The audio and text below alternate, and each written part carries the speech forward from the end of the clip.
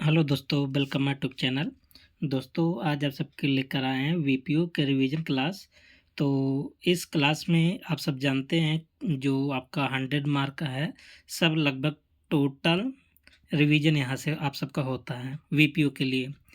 तो आप सब सबसे पहले चैनल को सब्सक्राइब कर लीजिए और वीडियो को लाइक कर दीजिए, ठीक है। तो आज हम सब देखेंगे प्रमुख योजना। आप सब देख रहे हैं आज ये भी कवर होगा, मेकर चेकर कौन होता है ना, और प्रमुख योजनाएं भी हैं और कुछ अधिनियम भी हैं 1947 और 1961 के, और पंचायत सिटीजन भी है। तो आप सब वीडियो को अपने दोस्तों के साथ ज़रूर शेयर करें, ठीक है, जिससे उनको भी जानकारी मिल सके। तो चलते हैं आपकी क्लास की तरफ। पहला आपका क्या है, देखिए अधिनियम की बात करें। एक्ट 1947 में एक धारा है, धारा 5 का या कह सकते 5 का ए। इसमें क्या बताया गया है कि ग्राम पंचायत सदस्यता के लिए अनर्हता, मतलब कोई भी सदस्य पंचायत के लिए योग्यता इसका होगा कि नहीं होगा, है ना। तो 21 आर्टिकल में बोला गया है 5 के ए में या 5 के का में, ठीक है। और आप जानते एक्ट 243 आई में क्या लिखा है, राज्य वित्त आयोग के बारे में डिस्कस किया गया है, ठीक है। अब देखिए 1947 की एक धारा 32 के का, है ना।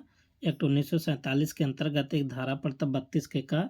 इसमें बताया गया है राज्य वित्त आयोग की परिभाषा और भाषा यहाँ सब दिया गया ना, परिभाषा नहीं, राज्य वित्त आयोग के बारे में बताया गया है ना। जो 243, आप कंफ्यूज मत होइएगा, जो 243 आई है ना, ये संविधान के बारे में बताया गया। संविधान में डिस्कस है कि 243 आई में एक मतलब सभी राज्यों के लिए एक वित्त आयोग होगा, है ना। और 32 के का के एक में क्या कहा गया, देखिए थोड़ा अंदर इसके जाके पढ़ेंगे ना। धारा 32 के का के सब इसके सब आर्टिकल है ना। 32 के का के 1 में क्या बोला गया है कि राज्यपाल जो है वित्त आयोग का गठन करेगा, है ना। ध्यान देना किस धारा में बोला गया है, 32 के का के 1 में। और 32 के का के 2 में क्या बोला गया है कि इसका जो बॉडी होगा, कैसा बॉडी होगा, जिसमें से एक अध्यक्ष होगा और 2 सदस्य होंगे, मतलब टोटल कुल कितने सदस्य होंगे, 3। एक कहाँ पर बोला गया है, धारा 32 के का के 2 में। 32 के का तो वित्त से संबंधित है ना, राज्य वित्त आयोग से संबंधित है। बाकी 1 2 3 4 आप सब देखते रहिए। और धारा 32 के का के 4 में क्या बोला गया है कि जो राज्य वित्त आयोग है ना, आयोग के अध्यक्ष हैं और जो सदस्य हैं अपना जो त्यागपत्र स्व हस्ताक्षरित, मतलब अपना हस्ताक्षर के माध्यम से किसको सौंपेंगे, राज्यपाल को सौंपेंगे। मतलब आप ऐसे कह सकते हैं राज्य वित्त आयोग अपना जो त्यागपत्र होता है देता है, किसको देता है, राज्यपाल को। एक कहाँ पर कहा गया है, 32 के का के 4 में बोला गया है, ठीक है। और 32 के का के 5 में क्या बोला गया, 5 में कह रहा है कि मान लेते हैं कोई सदस्य है ना, वो अपना वित्त आयोग का कोई सदस्य है ना, वो अपना समय, अपना कार्यकाल पूरा होने से पहले त्याग पत्र दे देता है। जैसे कोई राज्य वित्त आयोग के मान लेते अध्यक्ष है, तो वो अपना समय पूरा करने से पहले अगर वो त्याग पत्र देते हैं, जो नया अध्यक्ष बनेगा या सदस्य बनेगा वो शेष समय के लिए मतलब ज्वाइन करेगा। जैसे प्रधान वाले में होता है ना कि मान लेते हैं अगर प्रधान की मृत्यु हो जाती है, कुछ हो जाता है, अगर नया इलेक्शन होता है तो शेष समय के लिए होता है। तो ऐसे ये भी है, देखिए शेष अवधि के लिए सदस्य या अध्यक्ष कार्य का कार्यकाल, है ना, नियुक्त होगा। मतलब जो नया अध्यक्ष बनेगा, नया सदस्य बनेगा वित्त आयोग में ना, वो शेष टाइम के लिए बनता है, ठीक है, ना कि 5 साल के लिए बनता है। ये बात कहाँ पर बोला गया है, 32 के का के 5 में, ठीक। और एक लास्ट देख लेते हैं, धारा 32 के का के 6 में क्या बोला गया है कि जो राज्य वित्त आयोग का जो रिपोर्ट है ना, उसको राज्यपाल विधानमंडल में प्रस्तुत करेगा। वैसे भी आप जानते हैं जो वित्त आयोग के जो सिफारिशें होती हैं वो राज्य सरकार कहाँ पर रखते हैं, विधानमंडल में। ये बात कहाँ कहा गया है, धारा 32 के का के 6 में, ठीक है। तो देखिए हमारे समझ से इससे ज़्यादा गहराई में नहीं जाएगा, है ना। तो आप सब अगर देखते होंगे सब यूट्यूब पर यही खाली 32 के काम में राज्य वित्त आयोग ऐसे रटा देते हैं 243 आई में राज्य वित्त आयोग की बात किया गया है ना। ये जो 32 के काम में अपना जो एक्ट है 1970 इसमें जिक्र हुआ है, ये संविधान वाले में, ठीक है। तो आप सब यहाँ से देखे कुछ यूनिक पाएंगे, अलग पाएंगे, ठीक है। विश्वास कीजिए आपकी तैयारी अच्छी होगी। तो अब देखिए 15वां वित्त आयोग के बारे में देख लेते हैं ना, कि 15वां वित्त आयोग कितना कितना अनुदान दिया है, इसके बारे में डिस्कस करते हैं।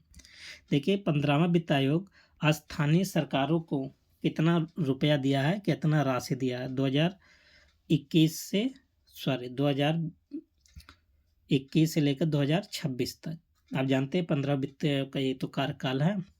तो टोटल कितना रुपया दिया है, 43,6,361 है ना, इतना करोड़ रुपया दिया है। कब तक ले, 21 से 26 तक ले, जिसमें से रूरल लोकल बॉडी और अर्बन लोकल बॉडी दोनों का ये है अमाउंट, ध्यान देना। तो आप विशेषकर किस पर फोकस करेंगे, रूरल पर फोकस करेंगे ना। लेकिन ये जो टोटल अमाउंट है 15 वित्त आयोग ने 2021 से लेकर 2026 तक दिया है पैसा। अब इसमें से अगर हम अलग अलग बात करें ना, तो इसमें से रूरल लोकल बॉडीज को कितना दिया है, 236805 करोड़, इतना करोड़ रुपया दिया है रूरल लोकल बॉडीज के लिए, मतलब जो ग्रामीण क्षेत्र के लिए है ना। और अर्बन लोकल बॉडी जो शहरी क्षेत्र के लिए कितना दिया है, 121,055 करोड़, इतना करोड़ है ना। अच्छा दोनों को जोड़ेंगे ना, इन दोनों को अगर जोड़ेंगे तो अभी यही आ जाएगा, यही है ना, क्योंकि यही तो ये दोनों डिवाइड हुआ है। बात समझ में आ रहा हो सबको। अब देखिए एक और है, बहुत इंपॉर्टेंट है, हेल्थ ग्रांट के लिए आपसे पूछा जाएगा 15वां वित्त आयोग कितना दिया है, तो 70051 करोड़ रुपया दिया है ना। और नए शहरों के काम के आधार पर अनुदान कितना दिया है, 8,000 करोड़, मतलब नए शहरों के लिए आप कह सकते हैं 8,000 करोड़ रुपया दिया। और साझा नगर पालिका अनुदान के लिए कितना दिया है, 450 करोड़, ठीक है। अच्छा इसमें हम खाली नहीं बताएंगे, ए बी और ए बी इसमें शामिल है, इन दोनों मिल से नहीं बनेगा। ए कौन कौन से इसमें मिल के बनेगा, तो rural local body, urban local body, और कौन है इसमें, हेल्थ ग्रांट, और नए शहरों के लिए 8,000 करोड़, और नगर पालिका अनुदान के लिए। अब सब जोड़ेंगे ना, वही आपका आ जाएगा, यही बॉडी है ना। तो इतना सारा मिलके तो यही अमाउंट बनाएगा। तो आपको मेन है, सब इम्पोर्टेंट ही है, सब याद कर लीजिए, ज़्यादा कठिन नहीं है। अब देखिए 15वां जो वित्त आयोग है ना, तो लोकल गवर्नमेंट को कितना दिया है 2020 से लेकर 21 में केवल, तो खाली 20-21 की अगर हम बात करेंगे ना, तो 90,000 करोड़ रुपया दिया है, ध्यान देना 15वां वित्त आयोग ने। अच्छा जो जो पहले आपको बताया ना, वो ध्यान देना 2021 से लेकर 2026 तक था, ये खाली कब का है, 2020-21 का है, तो 90,000 करोड़, जिसमें से रूरल लोकल बॉडीज और अर्बन लोकल बॉडीज को जो रेशियो है ना 67.5 रेशियो 32.5 है ना। अच्छा जब आप वो क्या टेस्ट देते होंगे ना, तो ये वाला अमाउंट मिलता होगा ये सब ना। तो ये आप इतना याद कर लीजिए, पूछा जाता है 15वां वित्त आयोग ने जो रूरल लोकल बॉडीज को दिया कितने रेशियो में दिया है ना, तो रेशियो भी आपको याद होना चाहिए। और 15वां जो वित्त आयोग है केवल 25 और 26 के लिए कितना दिया, किस रेशियो में है बांटता है पैसा, रूरल लोकल बॉडीज और अर्बन लोकल बॉडीज का। अब जो है 65 रेशियो 35 में बढ़ता है पैसा, ध्यान देना। 2025-26 में रूरल और अर्बन के लिए क्या रेशियो है, 65 रेशियो 35 है ना। और यही चीज़ 2020-21 में कितना था, इतना था, जो कि अब 2025 में बढ़ाकर इतना कर दिया गया है, ठीक है। और देख लेते हैं ग्राम पंचायत विकास योजना GPDP है ना। तो GPDP बहुत इंपॉर्टेंट है सबके लिए। तो भारत सरकार ने इसको कब शुरू किया था, 2015-16 में है ना, कर सकते 2015 में शुरू किया। और उत्तर प्रदेश सरकार ने इसके लिए दिशा निर्देश कब दिए, सितंबर 2015 में है ना। तो इन्होंने कहा था कि आप ऐसे कर सकते हैं, राज्य सरकार ने दिशा निर्देश GPDP के लिए कब निर्देश दिया, सितंबर 2015 में। और जीपीडीपी के निर्माण के कुल कितने चरण हैं? 5 चरण हैं। ये 5 चरण बहुत इंपॉर्टेंट है, कभी चरण भी पूछ लेता है कि कुल कितने चरण है, तो 5। अब देखिए 10 ग्राम पंचायतें मिलकर एक क्लस्टर बनाती हैं, मतलब बनाया जाएगा, जिससे जीपीडीपी बनाने में सहयोग मिलेगा। तो आपसे ऐसे डायरेक्ट पूछ लेगा कि कितना ग्राम पंचायत मिलकर एक क्लस्टर बनेगा, तो आप बताएंगे 10 ग्राम पंचायतें मिलकर एक क्लस्टर का निर्माण करते हैं, है ना, जो जीपीडीपी बनाने में बहुत इम्पोर्टेंट भूमिका निभाएंगे। अब देखिए पंचायतों की आय, इनकम, है ना, बहुत इम्पोर्टेंट है। तो देखिए सेकंड प्रशासनिक सुधार आयोग कब बना था? 2005 से लेकर 9 तक, है ना। इनने पंचायती राज इंस्टीट्यूट, मतलब पंचायती राज संस्था को वित्तीय स्रोत के बारे में वर्णन किया। जो दूसरा जो प्रशासनिक सुधार आयोग था ना, इन्होंने पंचायतों को कैसे पैसा मिलेगा, है ना, कैसे क्या होगा, इन्होंने डिस्क्राइब किया है। तो क्या इन्होंने बताया, देखिए आर्टिकल 280 के आधार पर, आर्टिकल 280 क्या, केंद्रीय वित्त आयोग है, के आधार पर पंचायतों को पैसा मिलेगा ना, ठीक है। और कैसे पैसा मिलेगा? स्टेट फाइनेंस कमीशन के द्वारा, जो राज्य का अपना जो खुद का वित्त आयोग है, राज्य का वित्त आयोग है, उसके माध्यम से पंचायत को पैसा मिलेगा। और राज्य सरकार से अनुदान भी मिलेगा और कर्ज भी ले सकता है पंचायत, यहाँ से भी पंचायत को पैसा मिल सकता है, ठीक है। और केंद्र सरकार द्वारा योजना में राशि, अच्छा आपको बता दें, केंद्र सरकार डायरेक्ट फंडिंग नहीं करता पंचायतों को ना, वो योजना के माध्यम से पंचायतों को पैसा देता है। जैसे आप जान लेते हैं नरेगा आ गया ना, अब देखिए नरेगा में कहाँ काम होता है? पंचायतों में तो काम होता है, जो काम करते हैं, काम करेंगे, फिर उसके एवज में पैसा मिलेगा, है ना। तो केंद्र सरकार भी अनुदान देती है योजना के माध्यम से। और स्थानीय स्तर पर संसाधन का निर्माण करके, है ना, तो स्थानीय स्तर पर संसाधन का निर्माण करके भी पंचायतें अपना क्या कर सकती हैं, अपने लिए पैसे का बंदोबस्त कर सकती हैं। जैसे मान लेते हैं कि इनके ग्राम सभा में कोई खराब है, मतलब सॉरी खराब करना है, कोई बंजर ज़मीन है या अनुपजाऊ ज़मीन है ना, तो ग्राम पंचायतें क्या कर सकती है? वो तालाब खुदवा सकती है। क्या कर सकती है? तालाब, है ना। और जब तालाब यहाँ पर खुदवा देगी, मान लेते हैं तालाब नहीं बना, अब बना तालाब ना, जब तालाब बन जाएगा तो इसमें इसको एक किराए पर दे सकती है तालाब को, ठीक है। जब किराए पे दे सकती है, जो भी इसके में मछली पालन करेगा, है ना, जो भी इनकम होगा, तो प्रधान को भी उससे पैसा मिलेगा, और जो भी मतलब बिजनेस करेगा, जो भी मछली पालन करे, उसका भी होगा। तो कुल मिला के एक प्रकार का जरिया बन जाता है ना, पैसा लेने का, कमाने का।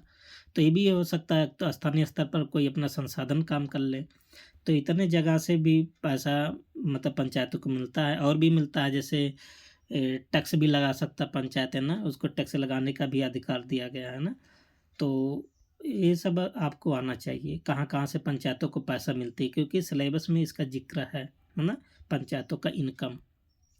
अब देखिए एक्ट 1947 के धारा 37 में है, इसमें बताया गया कि जो पंचायत है ना, टैक्स लगा सकती हैं, ठीक। और टैक्स कैसे लगाएगा? 3 रुपये प्रति पशु प्रति वार्षिक, है ना, 3 रुपये प्रति पशु लगाता है टैक्स। इसका मतलब एक पशु के ऊपर कितना रुपया पंचायत टैक्स लगा सकती है? 3 रुपया, ठीक है। और 5 रुपया प्रति डे के हिसाब से मनोरंजन टैक्स लगा सकती हैं, मतलब एक दिन के लिए 5 रुपया मनोरंजन हो रहा है अगर उसके क्षेत्र में, गांव में, या कह सकते हैं ग्राम पंचायत, ग्राम सभा में, ठीक है। और 6 रुपया प्रति वाहन, मतलब अगर किसी के पास वाहन वाहन है ना, तो 6 रुपया प्रति वाहन के हिसाब से भी टैक्स लगा सकती है पंचायतें। ये अमाउंट सबको याद होना चाहिए।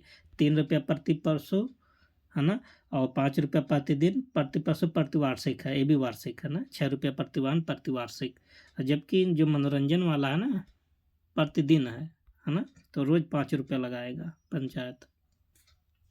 अब देखिए संविधान में कहाँ वर्णन किया गया? 243 की एच में, है ना, इसमें टैक्स के बारे में बताया गया कि पंचायत द्वारा कर लगाने की शक्ति कहाँ पर दिया गया है? 243 एच में। और लेकिन जो 1947 में है, तो इसमें किस धारा में है? धारा 37, है ना। और आपको बताए थे पीछे कि धारा 37 के काम में आप अपील भी कर सकते हैं विहित प्राधिकारी के पास, यदि आपको लगता है कि उल्टा सीधा टैक्स लग गया है, ठीक है। तो 243H में बोला गया है कि पंचायत द्वारा टैक्स लगाने की शक्ति है ना, और राज्य विधानमंडल कानून से निम्न अधिकार देगा किसको, पंचायत को टैक्स लगाने की। देखिए इसके बारे में थोड़ा डिटेल देख लेते हैं। 240H का ए में क्या बोला, ए कहिए चाहे का कहिए ना हिंदी में, तो दोनों बात बराबर है। तो 243H का ए में है कि पंचायत कर फीस को संग्रहित करेगी। ध्यान देना, इम्पोर्टेंट है, अंदर थोड़ा पढ़ रहे हैं ना। और 243H के बी में क्या बोला गया है कि जो टैक्स होगा या शुल्क होगा पंचायतों को सौंपा जाएगा, मतलब पंचायत क्या करेगा, उसको संग्रहित भी करेगा, ए में बोला गया है।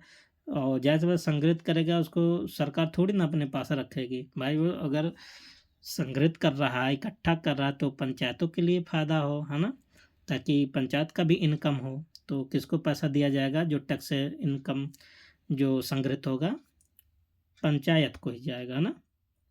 कहाँ पर बोला गया है, 243H में, एच के बी में। और 243H के सी में क्या बोला गया है कि राज्य की जो संचित निधि से पंचायत को क्या मिलेगा, अनुदान मिलेगा। ये देखिए आर्टिकल बहुत इंपॉर्टेंट है ना।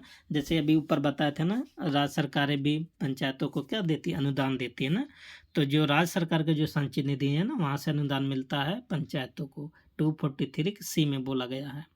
और 243H के डी में क्या बोला गया है कि पंचायतों द्वारा प्राप्त धनराशि को जमा करने के लिए एक निधि का गठन किया जाएगा। मतलब ये बहुत इंपॉर्टेंट है।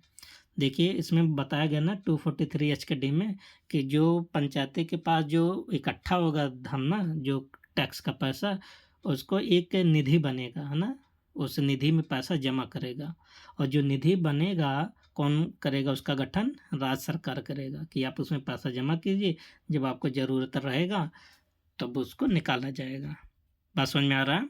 तो देखिए 4 धारा है, तो आप सब इसको याद कर लीजिए। आगे देखिए पंचायत सिटीजन चार्टर है ना, आपके सिलेबस में देखिए यहाँ जो आप पढ़ा रहे हैं सब सेम टू सेम सिलेबस, एक भी सिलेबस से आउट आप नहीं पाओगे, ठीक है। तो सबसे बड़ी बात तो यही है। पंचायत सिटीजन, देखिए 4 जून 2021 को केंद्र सरकार ने मॉडल चार्टर जारी किया था।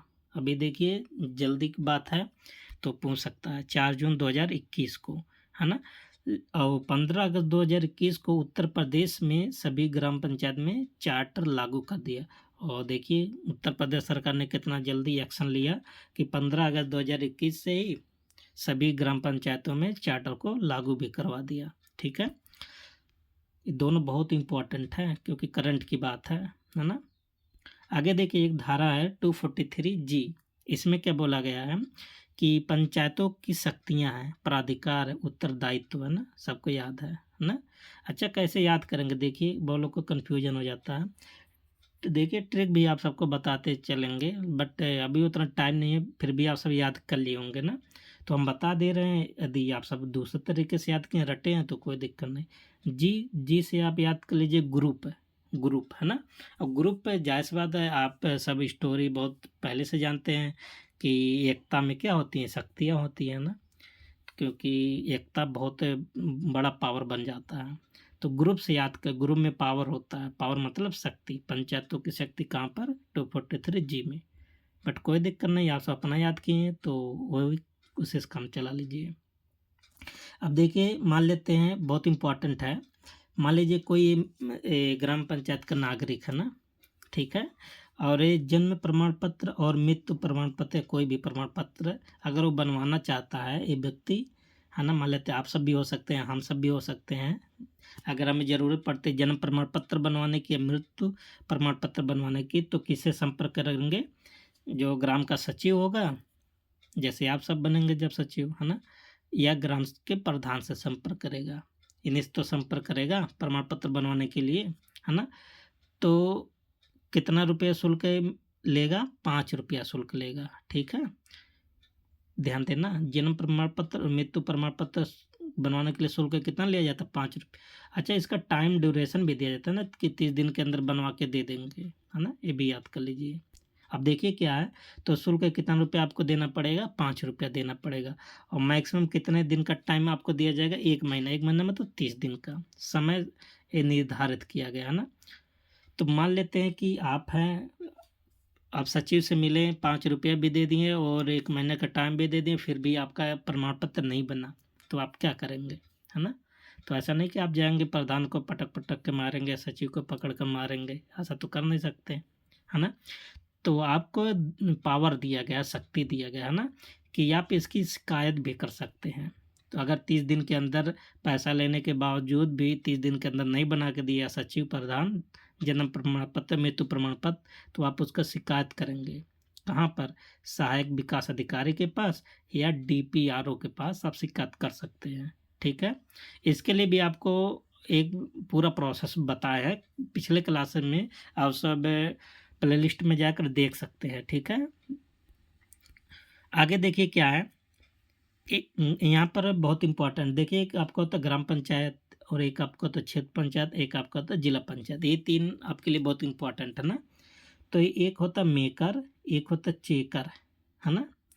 तो मेकर कौन होता है ग्राम पंचायत में? सचिव होते हैं, जो आप सब होंगे, मेकर होंगे, है ना, निर्माता होंगे। और चेकर कौन होंगे? प्रधान होते हैं। मतलब जो जनता के द्वारा जो चुनकर आता है ना, वो चेकर होता है। और जो सरकारी, जैसे जो जिसको सरकार नियुक्त करता है, वो वो कौन होता है? मेकर होता है। तो यही कॉन्सेप्ट आप हर जगह लगा लीजिए, यही कॉन्सेप्ट आप हर जगह आप लगाइएगा, ठीक है। तो यहाँ पर देखिए क्षेत्र पंचायत में मेकर कौन होगा? खंड विकास अधिकारी होता है ना, जो सचिव होता है। और यहाँ का चेकर कौन होगा? प्रमुख होता है ना। और जिला पंचायत की अगर हम बात करें, तो जिला पंचायत में मेकर कौन होगा? जो वहाँ का सचिव होगा, मतलब अपर मुख्य विकास अधिकारी होगा। और चेकर कौन होगा? जो अध्यक्ष होगा, ठीक है। तो मेकर चेकर के बारे में आपको पता होनी चाहिए, कौन मेकर होता है, कौन चेकर। आप सब मेकर हैं, आप सब क्या हैं? मेकर। और जो प्रधान है, जो प्रमुख है, जो अध्यक्ष हैं, ये सब क्या हैं? चेकर हैं, ठीक है। आगे देखिए अंत्येष्टि स्थल का निर्माण, है ना, शासन द्वारा निर्धारित कितना रुपया लगता है? 24.36 लाख। अच्छा, अंत्येष्टि स्थल का मतलब जान रहे हैं? जैसे जो जहाँ मुर्दा उर्दा जलाया जाता है ना, शमशान घाट जिसे बोलते हैं, वही। उसका निर्माण करने के लिए अच्छा, आप सब जब जाते हैं, अगर कभी गए होंगे शमशान घाट, तो वहाँ वहाँ देखते होंगे आश्रय स्थल भी बना रहता है, हैंडपंप की व्यवस्था भी रहता है, शौचालय भी रहता है, पानी पीने की व्यवस्था रहता है ना, सब सुविधा वहाँ रहती है ना। तो कौन करवाता है? सरकार करवाता है ना। अब ना हुआ हो तो अलग बात है। तो अंत्येष्टि स्थल का निर्माण करने के लिए सरकार कुल कितना रुपया देता है? 24.36 लाख रुपए, ठीक है। और वहाँ पर सुविधा क्या रहेगा? जैसे प्लेटफार्म का निर्माण, मतलब जैसे जहाँ पर लाश जलाया जाता है ना, उसका भी व्यवस्था होनी चाहिए। और लोगों को बैठने के लिए भी शांत स्थल होना चाहिए, मतलब बैठ का रूम होना चाहिए। शौचालय भी वहाँ होना चाहिए, स्नानागार भी होना चाहिए, है ना। और लकड़ी की व्यवस्था भी होनी चाहिए। इतनी सारी व्यवस्था कहाँ पर होना चाहिए? अंत्येष्टि स्थल, मतलब जहाँ पर मुर्दा वर्दा जलाया जाता है। और सरकार इसके लिए कितना रुपया देता है? 24.36 लाख रुपए। बात समझ में आ रहा है सबको? आगे क्या है? स्वामित्व योजना बहुत इंपॉर्टेंट योजना है ना। तो स्वामित्व का पूरा नाम सबसे पहले सबको पता होना चाहिए, क्योंकि बीच से कोई उठा के पूछ लेगा। तो सबसे पहले देखते हैं कब आया था। 24 अप्रैल 2020 को पायलट प्रोजेक्ट के आधार पर शुरू हुआ था, ठीक है। स्वामित्व का पूरा नाम क्या होगा? Yes pass survey of village abadi and mapping improvised technology village area, ठीक। जैसे पूछ लेगा ए फॉर क्या होगा, तो ए फॉर क्या होगा? एरिया होगा। एम फॉर क्या होगा? मैपिंग होगा, है ना। ऐसे पूछ लेगा। तो क्या है कि ये केंद्रीय क्षेत्र की योजना है ना। और इसके लिए नोडल जो एजेंसी बनाया गया है, पंचायती राज मंत्रालय को नोडल एजेंसी बनाया गया। और राज्यों में कौन कौन है? राजस्व विभाग है और भूमि अभिलेख है। अच्छा, क्यों राजस्व विभाग, भूमि? क्योंकि इसका काम ही होता है, जो जमीन होता है, जो किसानों की जमीन है ना, उसको पैमाइश करेगा ड्रोन के माध्यम से, उसका मालिकाना हक देगा, ठीक है, स्वामित्व योजना के तहत। जैसे झगड़ा लड़ाई कम हो, है ना। और जब भूमि का पैमाइश हो जाएगा, तो किसान लोग क्या कर सकते हैं? उससे अपने भूमि के हिसाब से बैंकों में लोन भी ले सकते हैं, ठीक है। सरकार इसीलिए ऐसा करवा रही है। अब देखिए पंचायती राज विभाग से लागू की जा रही है, मतलब इसको कौन लागू किया जा रहा है? पंचायती राज विभाग, ठीक है। और technology partner of survey of India भी है, आप कह सकते हैं, है ना, क्योंकि ज़मीन का यहाँ पर पैमाइश हो रहा है, ठीक है। और इसका उद्देश्य क्या है? उद्देश्य अभी आपको बता दें। देखिए, जो ग्रामीण लोगों की जो संपत्ति है, संपत्ति मतलब क्या होता है ग्रामीणों में, तो उनके यहाँ तो कोई चीज़ कंपनी तो रहती नहीं। आप सब देखते हो गांव का जो संपत्ति किसानों का रहता है ना, खेत ही होता है ना, 4 बीघा 5 बीघा 10 बीघा खेत रहता है। भाई बड़ लोग का तो नहीं रहता है वो भी। तो जो उनके पास संपत्ति है ना, उसका मालिकाना हक दिलाना। संपत्ति का मतलब जो उनकी ज़मीन है ना। जैसे जो उनका ज़मीन का पैमाइश हो जाएगा तो लोन भी ले सकते हैं बैंक में जाके। अब देखिए, ग्रामीण क्षेत्र की आवासीय भूमि की पैमाइश ड्रोन तकनीक से होगा। किसके माध्यम से किया जाएगा? ड्रोन के माध्यम से, है ना। और इसे 2 चरण में लागू किया जा रहा है, याद कर लेना है। स्वामित्व योजना को कितने चरण में लागू किया जा रहा है? 2। पहला चरण आपको बताएं, पायलट प्रोजेक्ट के आधार पर शुरू किया गया था। कब से? 24 अप्रैल 2020 से मार्च 2021 तक, है ना। जिसमें से कुल 9 राज्य शामिल हैं, ठीक है। कौन कौन राज्य है? हरियाणा, मध्य प्रदेश, महाराष्ट्र, उत्तर प्रदेश, उत्तराखंड, पंजाब, राजस्थान, आंध्र प्रदेश और कर्नाटका है, ठीक है।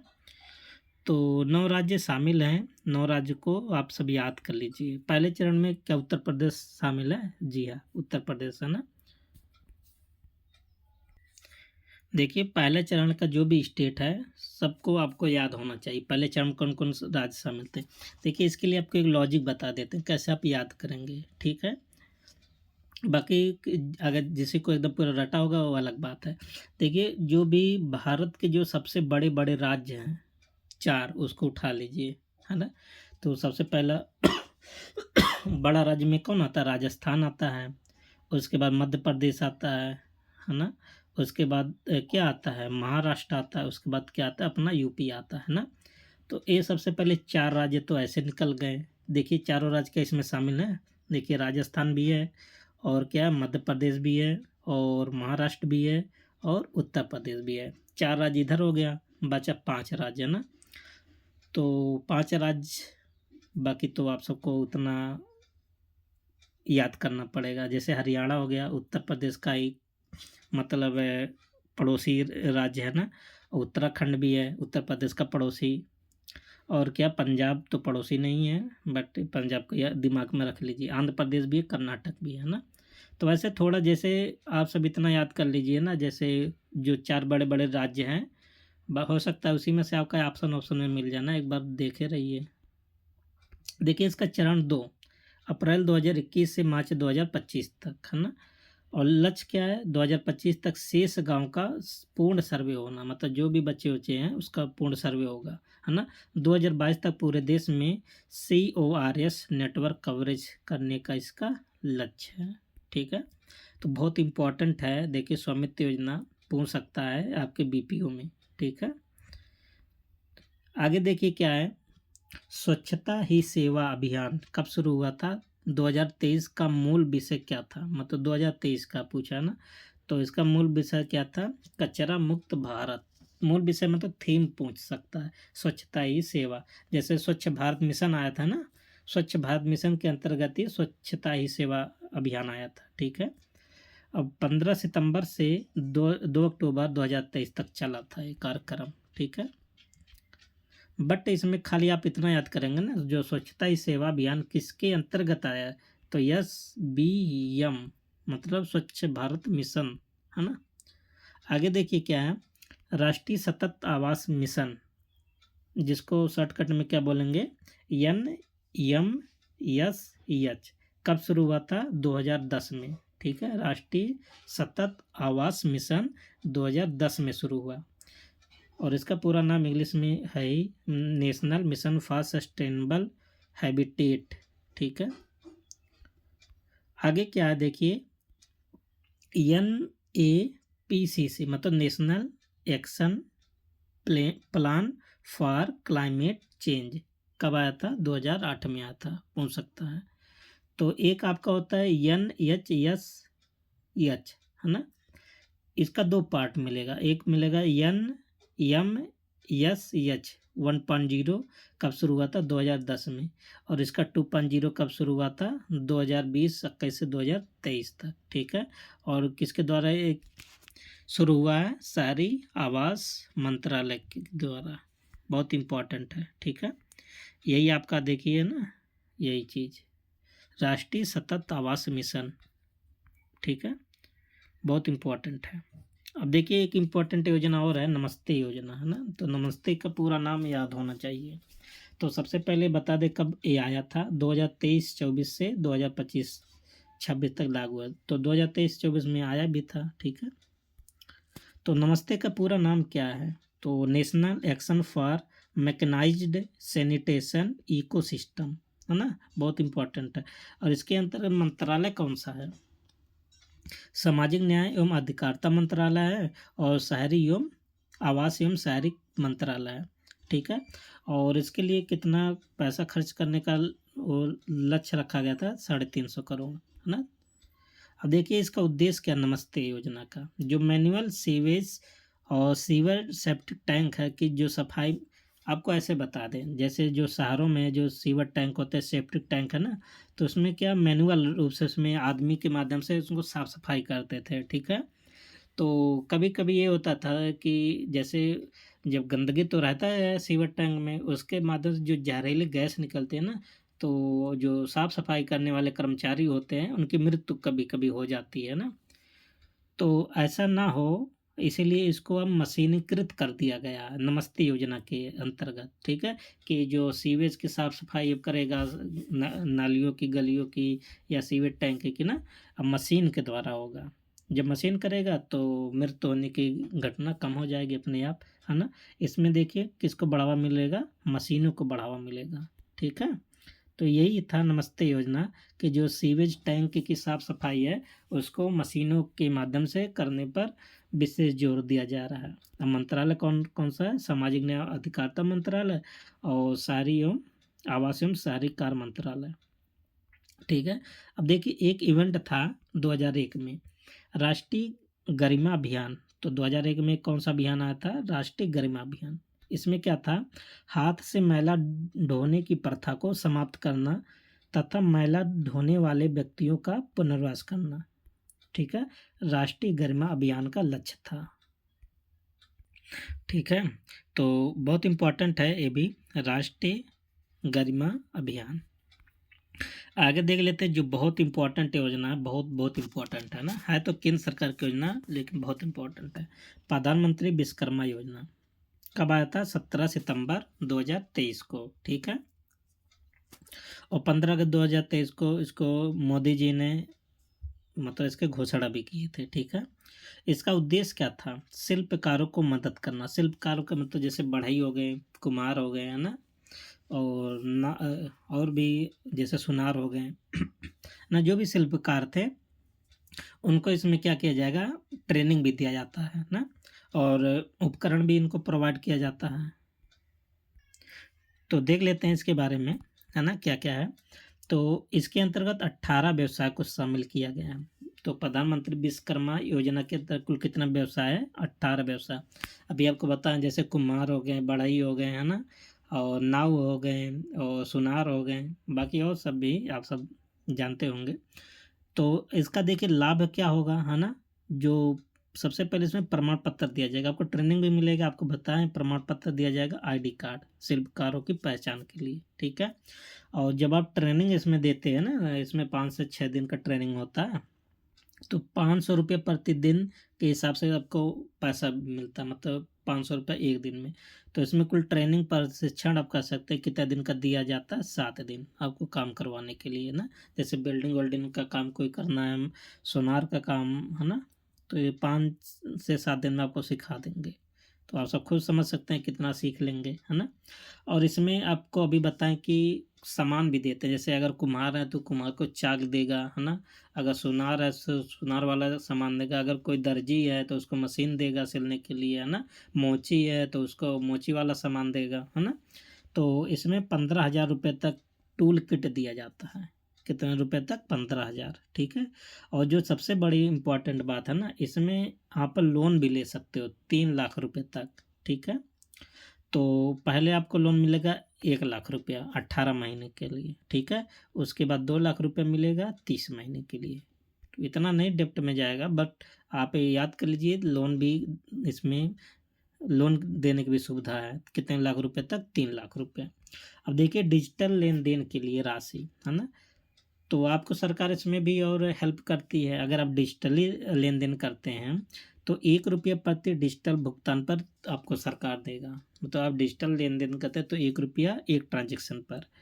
और क्या करा कि सरकार की 1 महीने में मैक्सिमम आप 100 लेन देन कर सकते हैं। अब बताइए, अगर 1 रुपया एक ट्रांजेक्शन और 100, अगर 1 महीने में 100 ट्रांजेक्शन करते हैं तो 100 रुपया आपका ऐसे हो गया। तो 1 महीने का 100 रुपया है तो 12 महीने का कितना रुपया हो जाएगा? 1200। तो आप सबको ऐसे 1 साल का 1200 रुपया सरकार आपको ऐसे दे रहा है ट्रांजेक्शन का, ठीक है। और क्या है देख लेते हैं। इसके लिए नोडल एजेंसी किसको बनाया गया? एमएसएमई मंत्रालय को ना। इसमें बहुत सारे मंत्रालय हैं, है ना, लेकिन मेन कौन है? एमएसएमई। क्योंकि इसमें कौशल दिया जाता है तो कौशल विकास मंत्रालय तो होगा ही ना। इसमें पैसा भी दिया जाता है तो वित्त मंत्रालय भी शामिल है। और इसमें प्रशिक्षण भी दिया जाता है ना। और एमएसएमई मंत्रालय तो है ही, जो कि उसका नोडल मंत्रालय भी बना है। तो बहुत इंपॉर्टेंट, देखिए बहुत डेप्थ में इसको बताए हैं और इससे ज़्यादा तो नहीं पूछ सकता। अब कठिन बनाना होगा तो कौन रोक सकता है ना। आगे देखिए इम्पोर्टेंट योजना है कौन सा? श्रवण कुमार श्रमिक परिवार तीर्थ यात्रा योजना, बहुत इम्पोर्टेंट है। तो ये श्रमिकों के लिए सबसे पहले है। किसके लिए है? एक मिनट।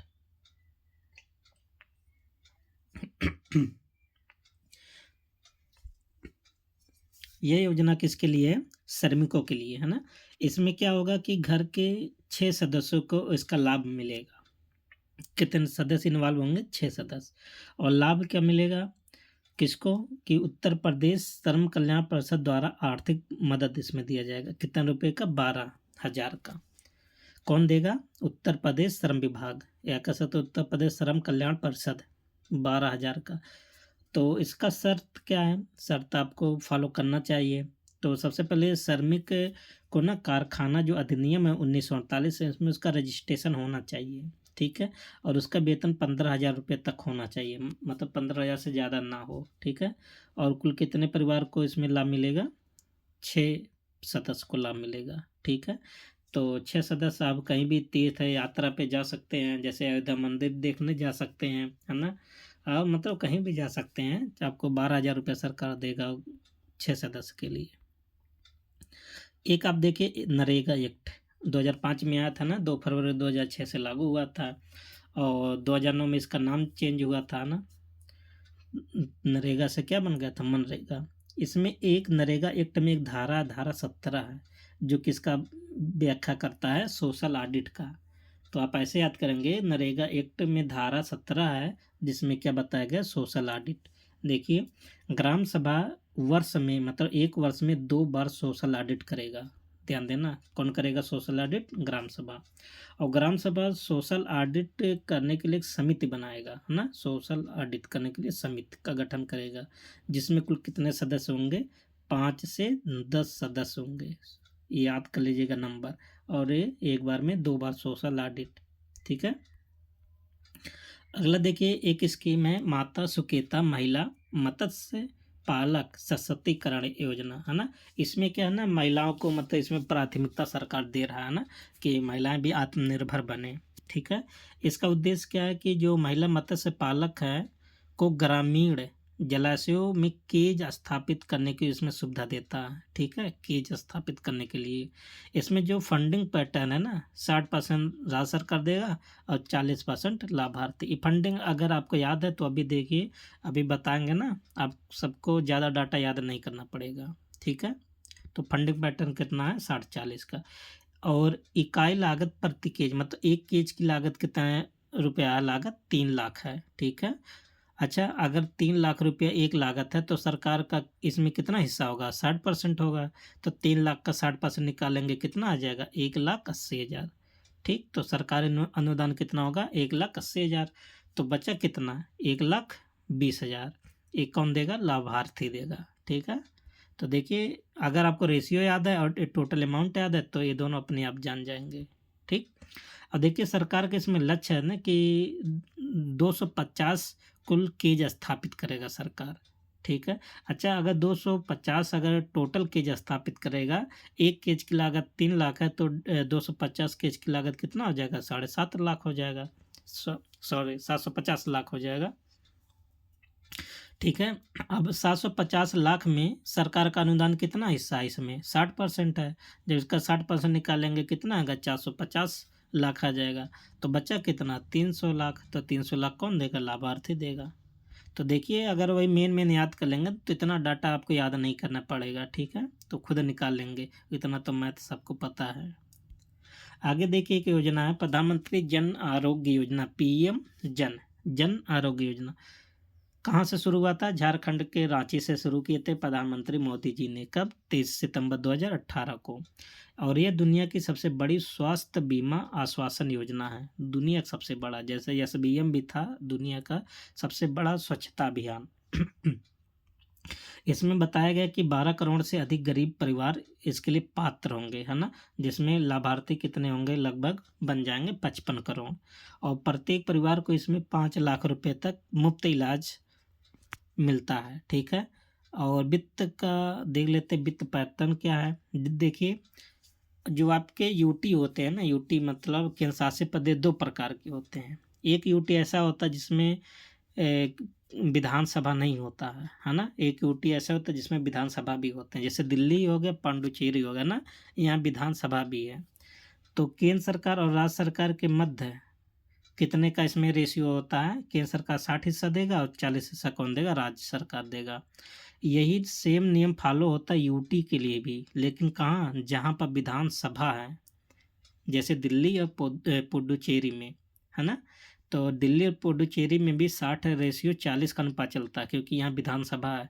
और जहाँ विधानसभा नहीं है वहाँ 100% कौन देगा, राज्य सरकार देगा, ध्यान देना। और पूर्वोत्तर भारत के लिए, जैसे पहाड़ी वाड़ी एरिया के लिए कितना हिस्सा है, 90:10 का अनुपात है। ठीक है। तो आप सबको समझ में आ गया होगा, बहुत अच्छा है, बहुत इम्पोर्टेंट क्वेश्चन है। अगला योजना क्या है, प्रधानमंत्री सहज बिजली घर योजना, बहुत इम्पोर्टेंट, जिसको बोलते हैं सौभाग्य योजना। कब आता, 2017 में आता ना। इसकी घोषणा कब हुआ था, 25 सितंबर 2017 को। केंद्र सरकार की संयुक्त एक पहल है ना, जिसमें निःशुल्क विद्युत कनेक्शन दिया जाता है गरीबों को, है ना। अच्छा ये शहरी और ग्रामीण दोनों के लिए है योजना है सौभाग्य योजना।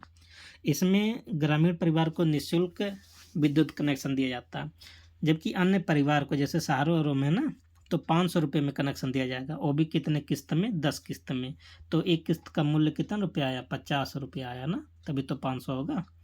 तो 50 रुपया एक किस्त, मतलब 50 रुपये प्रति मंथ के हिसाब से 10 किस्त में जो शहरों के लोग हैं उसको भर करके विद्युत कनेक्शन ले सकते हैं। इसके लिए नोडल एजेंसी की कौन बना है, REC, मतलब रूरल इलेक्ट्रिफिकेशन कॉरपोरेशन, इसके लिए क्या है, नोडल एजेंसी है। और उत्तर प्रदेश में सौभाग्य योजना से लाभार्थी कुल कितने लगभग हैं, 62.18 लाख, इतने लोग लाभार्थी हैं। आगे देखिए बहुत इंपॉर्टेंट है, पंचायत कल्याण कोष गठन कब हुआ था, मार्च 2022 में। लेकिन ये प्रभावी कब से माना गया, 16 दिसंबर 2021 से। ठीक है। इसमें क्या होता है, जैसे जो जो वित्त मंत्रालय, वित्त आयोग है ना, इसमें 50 करोड़ रुपया से इसका निर्माण होगा, किसका, पंचायत कोष का, है ना। अब देखिए इसमें ग्राम पंचायत, क्षेत्र पंचायत और जिला पंचायत, तीनों स्तर के लोग इसमें कवर होंगे, है ना। अगर मान लेते ग्राम पंचायत, क्षेत्र पंचायत और जिला पंचायत, जो मुखिया हैं, जैसे ग्राम पंचायत मुखिया प्रधान, क्षेत्र पंचायत के मुखिया प्रमुख और जिला पंचायत का मुखिया अध्यक्ष, अगर इनकी किसी भी कारणवश से अगर मृत्यु हो जाती है तो इनके परिवार वालों को 10 लाख रुपया सरकार देगा। इसी से देगा, कहाँ से देगा, ये जो कोष बना है पंचायत कल्याण कोष, कितना रुपया मिलेगा, 10 लाख रुपया। ध्यान देना, मुखिया को मिलेगा, मुखिया मतलब जैसे प्रधान, प्रमुख और अध्यक्ष को, समझ गए आप सब। लेकिन अगर सदस्य की मृत्यु हो जाए, जैसे अगर ग्राम पंचायत का सदस्य मर गया और या तो जिला पंचायत का सदस्य मर गया या तो क्षेत्र पंचायत का सदस्य मर गया, तो अगर ग्राम पंचायत का सदस्य मर जाएगा तो उसको 2 लाख मिलेगा। क्षेत्र पंचायत का सदस्य मरेगा तो 3 लाख मिलेगा, और अगर जिला पंचायत का अगर सदस्य मरेगा तो 5 लाख रुपए मिलेगा। ठीक है, और तीनों के प्रमुख के लिए एक ही राशि है, चाहे प्रधान मरेगा तो भी 10 लाख, और प्रमुख मरेगा तो भी 10 लाख, और अध्यक्ष मरेगा तो भी 10 लाख। ठीक है, आगे क्या है देखिए, 50 करोड़ की लागत से इस फंड का इसका गठन होगा। ठीक है, बहुत इम्पोर्टेंट है। अब देखिए, अगर प्रधान या सदस्य की मृत्यु हो जाए तो प्रमाण पत्र कौन बनाएगा? बीपीओ बनाएगा, है ना।